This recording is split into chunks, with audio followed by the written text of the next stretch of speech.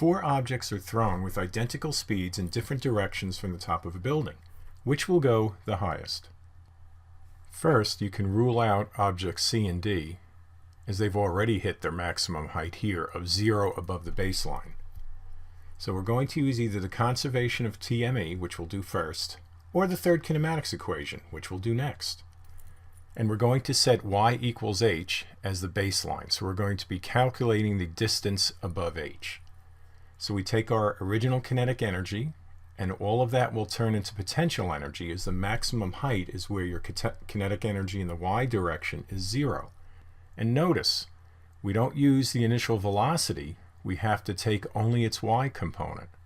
So all of these, we give you the v0, but you need to calculate the y component, which is v0 sine theta.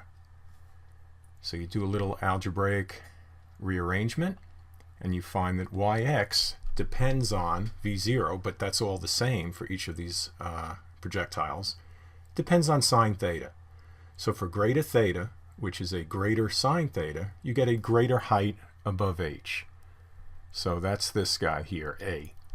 And if you wanted to put C and D back in, even though we ruled them out, let's just look at C. The angle C makes with the horizontal is 0, sine 0 is 0, so its y max will be 0, a lot of zeros there, above h. So answer A. Third kinematics. Once again, we use the fact that the velocity at the peak height is 0. We use v0 sine theta for our initial velocity. We're taking this y max as the height above h, and we get the same expression. So once again, third kinematics and conservation of total mechanical energy give the same result.